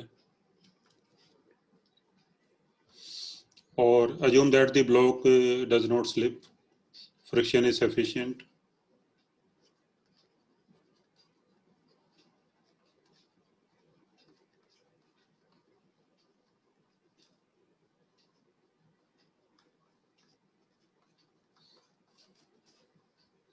या मान लो हमने यहाँ पे कुछ अड़ा दिया, कुछ यहाँ पे कुछ चीज़ लगा दी, कोई कील यहाँ पे लगा दी कि ये ब्लॉक नीचे नहीं आ सकता, स्लिप नहीं कर सकता है। ठीक है भी। तो किस एंगल थीटा पे ये टर्न करेगा, ये हमने अगर बताना हो तो देखो आप इस क्वेश्चन को ऐसे भी कर सकते हो। देखो जो एम जी साइन थीटा वो ऐसे लगेगा भाई,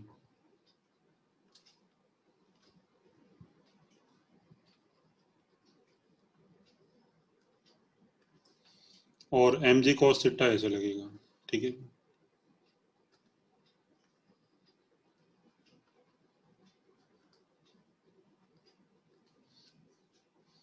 और फिर अगर हम इस पॉइंट की बात करें, इस पॉइंट पे टॉर्क लें अगर हम, जब ये जस्ट पलटने वाला होगा तो नॉर्मल फोर्स और फ्रिक्शन फोर्स दोनों पॉइंट ए से ही पास करेंगे, तो फ्रिक्शन फोर्स ऐसे और नॉर्मल फोर्स यहीं से पास करेगा।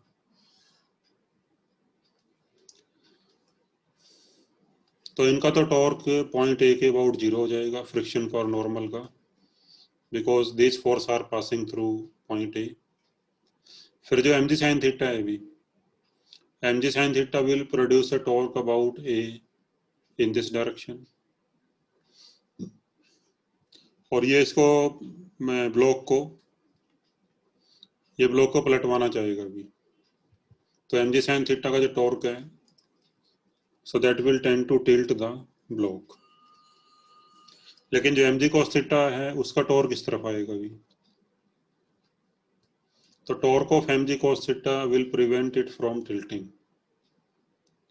तो जब जब एम जी कॉस, जब एम जी साइन थीटा का torque M G cos theta के टॉर्क से ज़्यादा हो जाएगा तो फिर ये पलट जाएगा। ठीक है जी।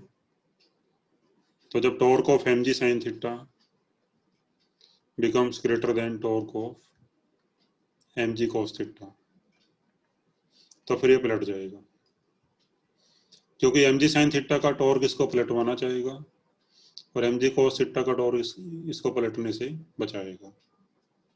और जब जस्ट पलटेगा, जब जस्ट टिल्ट होगा तो जस्ट इक्वल कर दो इनको। तो what is torque of mg sin theta, तो भी mg sin थीटा का टॉर्क आएगा mg sin थीटा इंटू ये परपेंडिकुलर डिस्टेंस, और ये डिस्टेंस होगी h/2।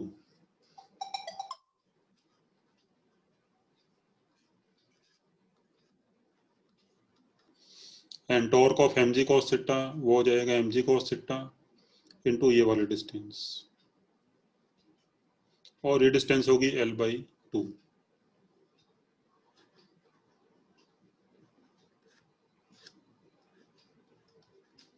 ठीक है। तो यहाँ से भी सॉल्व करके, तो यहाँ से आपका टेन थीटा आ जाएगा L/H। तो सेम आंसर आ जाएगा भी, टेन थीटा L/H। ठीक है भी।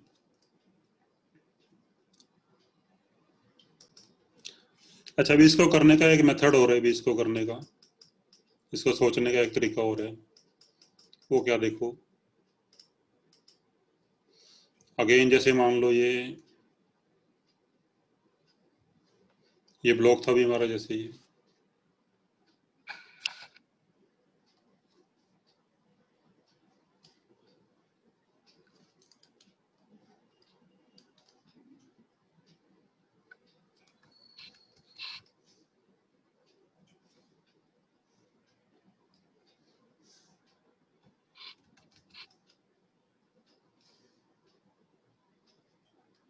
ठीक है भी।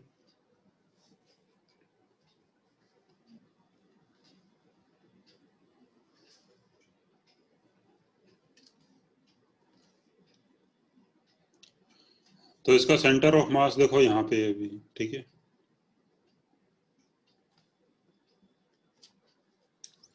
तो इसका वेट ऐसे लगेगा नीचे भी।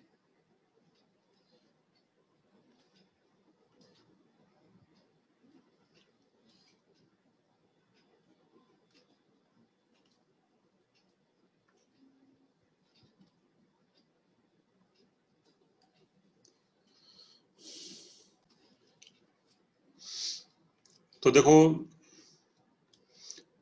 इसका जो वेट है भी, वेट की जो लाइन ऑफ एक्शन है, अगर वो पॉइंट ए के राइट साइड से पास होएगी। अब हम एम जी का एज ए होल देख लेते हैं टॉर्क। यहाँ पे हमने एम जी साइन थीटा का अलग से किया था और एम जी कॉस थीटा का अलग से किया था, ठीक है जी। अब यहाँ पे हमने कंपोनेंट नहीं किया एम जी का, तो एम जी को हम एज ए होल देख रहे हैं पूरा इसका। तो देखो एम जी की लाइन ऑफ एक्शन अगर पॉइंट ए के राइट से पास करेगी, तो फिर एम जी का टॉर्क आएगा इस तरफ। तो फिर ये ब्लॉक अभी ये मतलब जो ब्लॉक है ये टिल्ट नहीं कर सकता अभी। अब अगर एम जी की line of action point A के राइट से पास करेगी, then the block can not tilt. अगर मान लो हम एंगल को ज़्यादा बढ़ा दें, एंगल को कुछ ज़्यादा ही बढ़ा दें, सो दैट कि जो लाइन ऑफ एक्शन है एम जी की, वो पॉइंट ए के लेफ्ट से पास होने लग जाए, मतलब हमने एंगल ज़्यादा बढ़ा दिया इसका कुछ।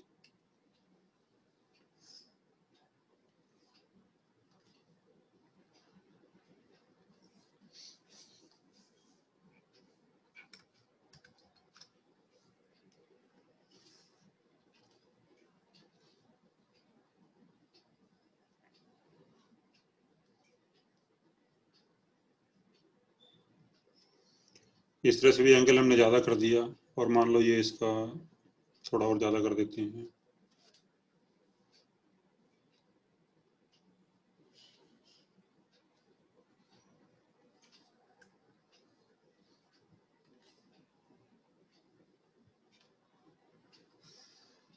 ठीक है, मान लो ऐसे भी।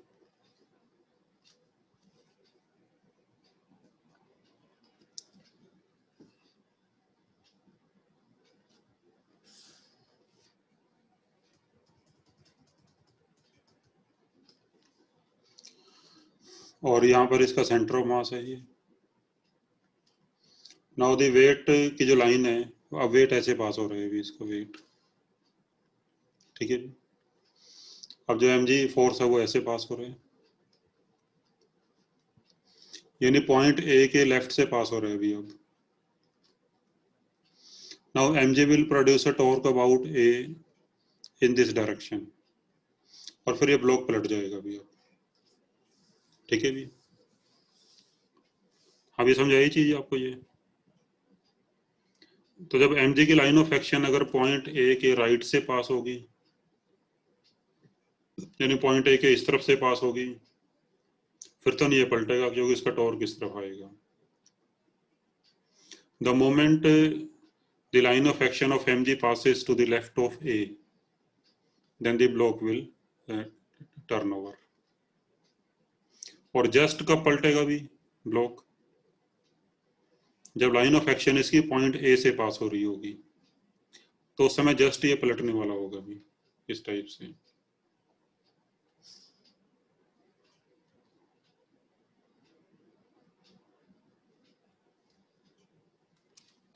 ठीक है,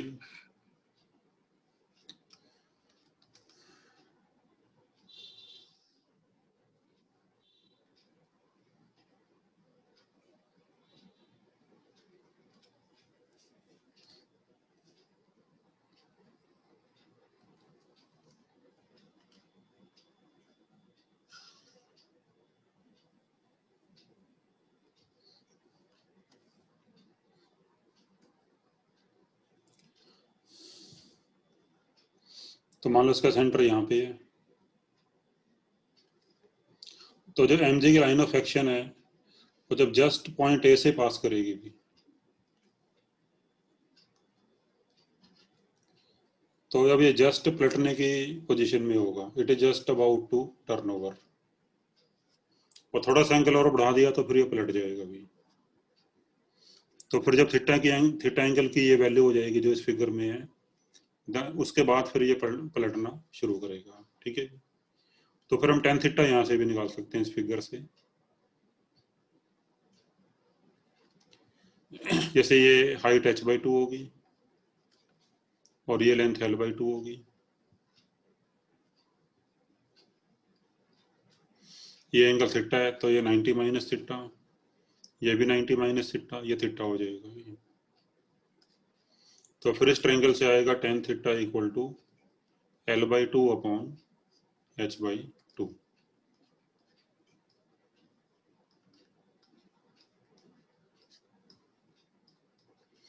तो ये आ जाएगा भी l अपॉन h। तो सेम आंसर जो हमने यहाँ निकाला था। ठीक है, तो भी बेसिक कंसेप्ट क्या है इसमें भी, it will be about to turn when mg line of action passes through point A. Point A के राइट से पास करेगी तो नहीं पलटेगा, ए के लेफ्ट से पास करेगी तो ये पलट जाएगा। और जब ए से पास करेगी तो जस्ट ये पलटने वाला होगा। ठीक है भी, और जब ये जस्ट पलटने वाला होगा तो जो कॉन्टैक्ट है वो केवल पॉइंट ए पर बचेगा भी। तो फ्रिक्शन और नॉर्मल वो पॉइंट ए से ही पास करेंगे दोनों। ठीक है भी, अब मान लो भी इसी टाइप का क्वेश्चन दे दें आपको, जैसे अगेन ये कोई इंक्लाइन प्लेन है एंगल थीटा पे, और इस पे हमने कोई ब्लॉक रख दिया मान लो भी,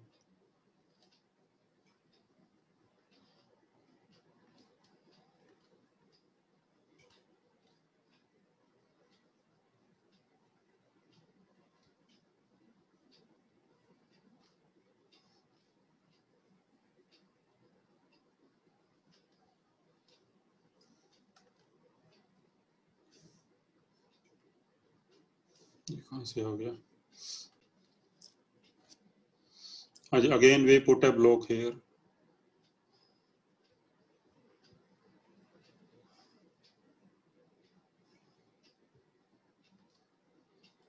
जिसकी मान लो ये लेंथ, ये वाली हाइट h है, ये लेंथ l है,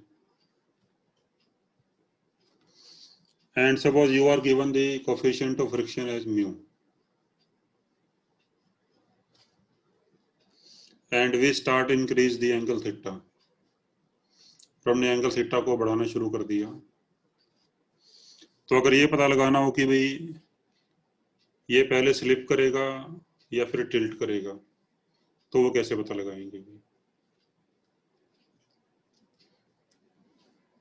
ठीक है भी, अब इट विल स्लाइड फर्स्ट और टिल्ट फर्स्ट। तो पहले क्या करेगा अभी वो देखना, वो कैसे निकालेंगे देखो। तो जैसे हमने पीछे निकाला, भी टिल्ट कब करेगा ये, जब एंगल थीटा की वैल्यू हो जाएगी tan theta equal to l upon h। तो फॉर टिल्टिंग जब थीटा की वैल्यू tan इनवर्स L/H या इससे बड़ी हो जाएगी तो ये टिल्ट करेगा, इसको थीटा 1 मान लेते हैं अभी। एंड फॉर स्लाइडिंग हमने जो एंगल ऑफ रिपोज किया था अभी, जब tan थीटा की वैल्यू म्यू के बराबर हो जाएगी तो उस एंगल पे ये स्लिप करेगा, स्लाइड करेगा। तो यहाँ से थीटा आ जाएगा tan इनवर्स म्यू। इसको थीटा 2 मान लो भी। तो फिर दोनों में जो एंगल छोटा होगा भी तो वो काम पहले होगा। मान लो जैसे if theta 1 is less than theta 2, तो जो टिल्टिंग वाली कंडीशन है वो पहले आ गई है अभी। तो इसका मतलब क्या हुआ, it will tilt before sliding. तो it will tilt before sliding, ठीक है भी।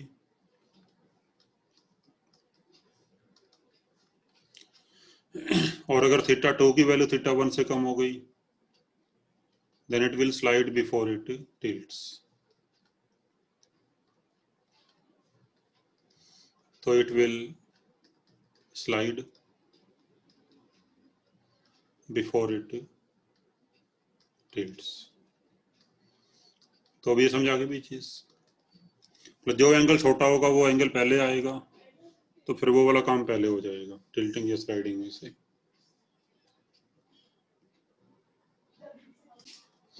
जैसे जो भी फिजिकल बैलेंस होता है,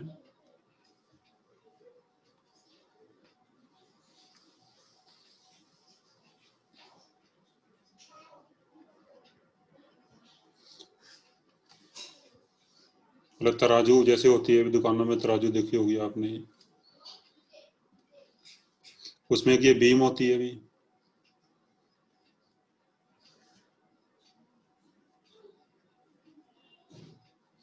और यहाँ पे पकड़ने के लिए हुक होता है एक, और इस बीम के दोनों एंड्स पे ये पेन लगे होते हैं भी ऐसे।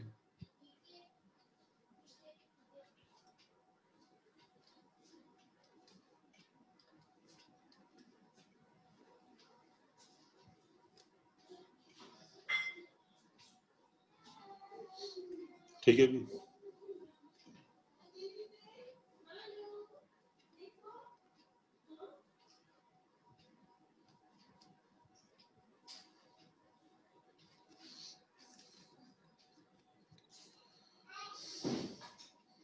वैसे तो ये हुक सेंटर में होना चाहिए भी, बट अगर मान लो हुक सेंटर में नहीं है, ये डिस्टेंस मान लो L1 है और ये डिस्टेंस मान लो L2 है, तो L1 L2 को हम बोलते हैं आर्म लेंथ। आर्म लेंथ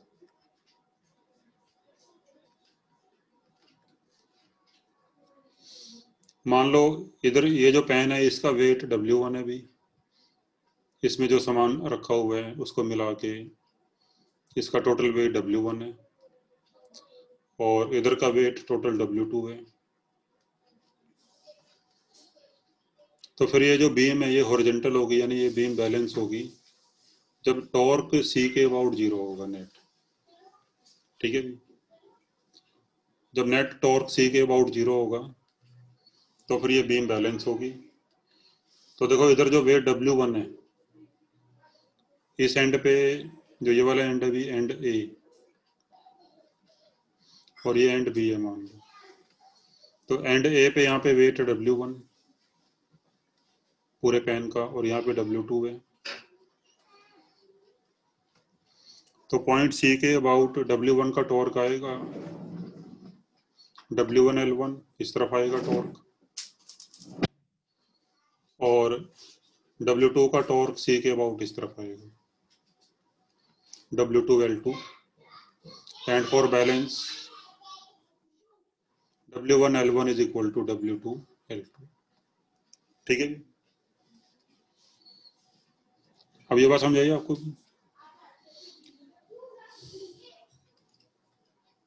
एक मिनट। हाँ जी,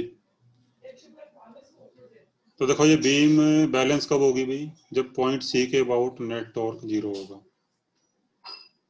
तो W1 का टॉर्क आएगा सी के अबाउट W1 इंटू L1, और W2 का टॉर्क आएगा सी के अबाउट W2 इंटू L2। दोनों टॉर्क अपोजिट होंगे। W1 का टॉर्क होगा एंटी क्लॉकवाइज, W2 का क्लॉकवाइज, दोनों को बैलेंस कर दिया तो ये इक्वेशन आ जाएगी भाई। ठीक है जी। और अगर मान लो L1 और L2 दोनों सेम है, अगर ये हुक बिल्कुल बीच में है, if L1 equal to L2, तो और यहाँ से क्या आ जाएगा? W1 equal to W2। ठीक है जी। तो अगर मान लो भी कोई जो ये बैलेंस है अगर कोई फॉल्स है, मतलब इफ बैलेंस इज फॉल्स, तो फॉल्स का मतलब है कि वो रीडिंग करेक्ट नहीं दे रहा है, वो सामान का वेट जो है वो गलत मेजर कर रहा है। तो उसके क्या क्या कारण हो सकते हैं? हम्म।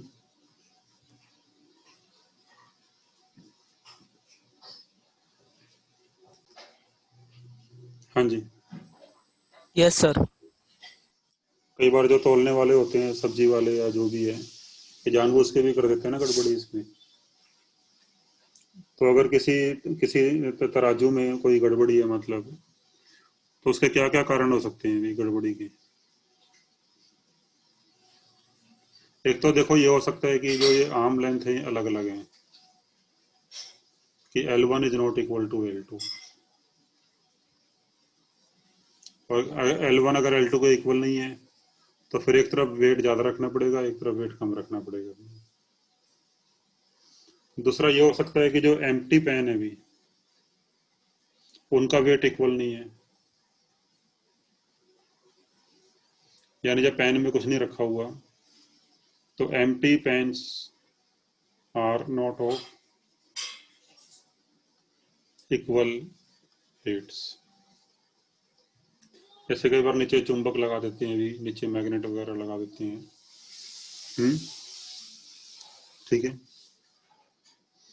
तो इसके दो कारण हो सकते हैं भी, अगर कोई बैलेंस फॉल्स है, या तो एम्प्टी पैन्स का वेट इक्वल नहीं है, या फिर दोनों आर्म लेंथ सेम नहीं है अभी। ठीक है। तो इसके ऊपर बेस्ड ये क्वेश्चन है भी, क्वेश्चन नंबर 27 एंड 28। तो 27 क्वेश्चन देखो भी, ट्राई करो जरा कैसे करोगे इसको।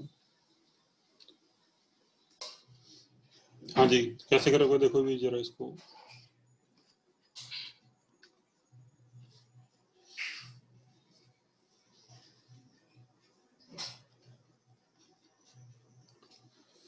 तो क्या लिखा भी, F false balance as equal arms. तो भी आर्म्स तो यहाँ पे इक्वल हैं, तो फिर उसका फॉल्स होने का क्या कारण हो सकता है भी? कि जो एम्प्टी पेन्स है उनका वेट डिफरेंट हो सकता है भी यहाँ पे। ठीक है। तो empty pans are not of equal weights.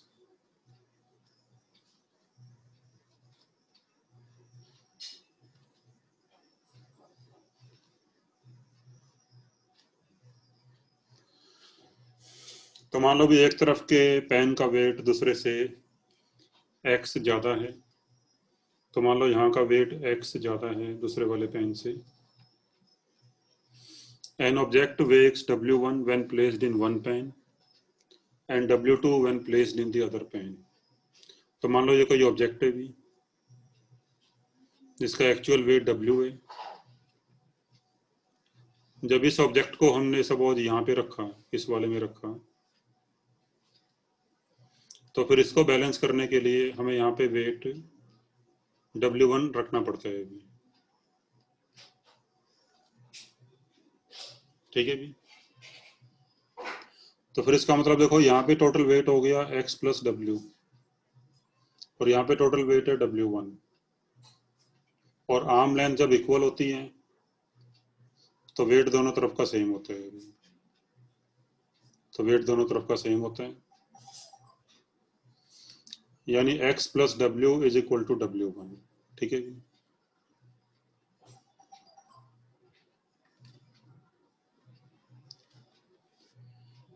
और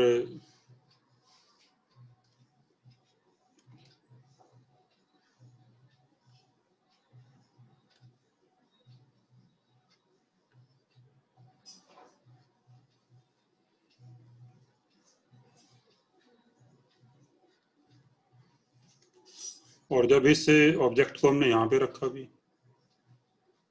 दूसरे पेन में रखा, तो फिर इसको बैलेंस करने के लिए हमें यहाँ पे W2 रखना पड़ता है। तो फिर अब क्या इक्वेशन आएगी भी, अब आ जाएगा x plus W2 equal to W।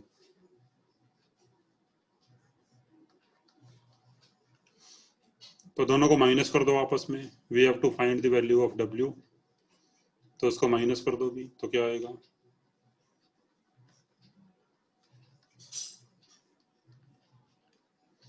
तो यहाँ से W की वैल्यू आ जाएगी W1 प्लस W2 अपॉन 2। तो आपका भी ये सी आंसर आ जाएगा। ठीक है भी। तो अभी 28 में देखो क्या है,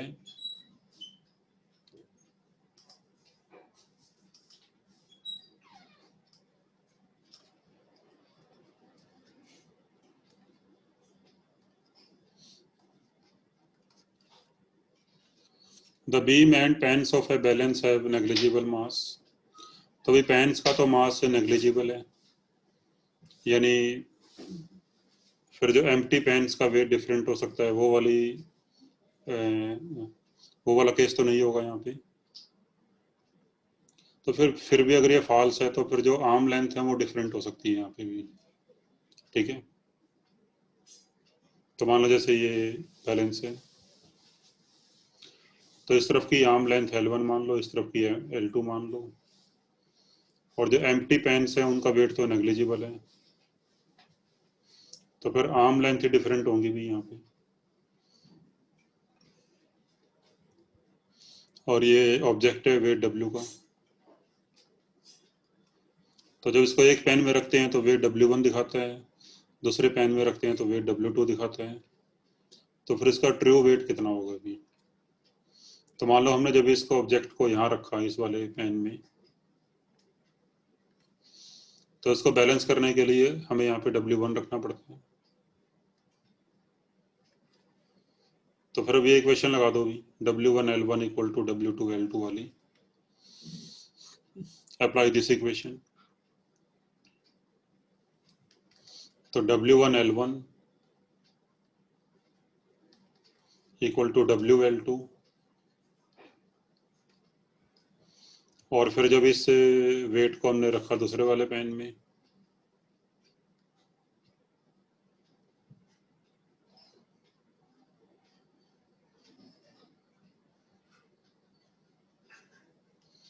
यहाँ पे रखा जब W को, तो इसको बैलेंस करने के लिए हमें यहाँ पे W2 रखना पड़ता है अभी।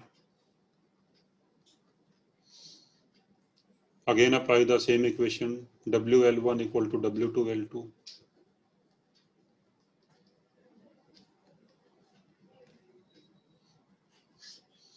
और फिर दोनों को डिवाइड कर दो भी।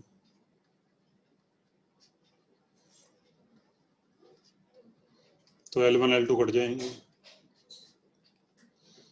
और यहाँ से भी W की वैल्यू आ जाएगी अंडर रूट W1 W2। ठीक है भी। तो फिर आंसर आ जाएगा भी A।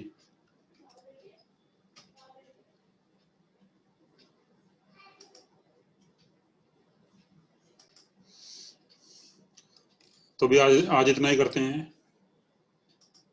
तो हमारा टॉर्क का कंसेप्ट खत्म हो गया, अभी टॉर्क वाला पूरा हो गया हमारा।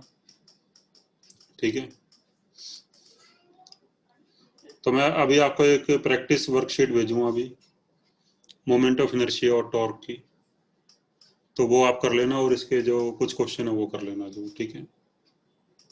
और अगली क्लास में हम स्टार्ट करेंगे एंगुलर मोमेंटम। ये क्वेश्चन नंबर 29 से स्टार्ट हो रहे हैं इसके क्वेश्चन। ठीक है भी, चलो ठीक है भी, कोई डाउट है तो बताओ भी, otherwise we finish the class.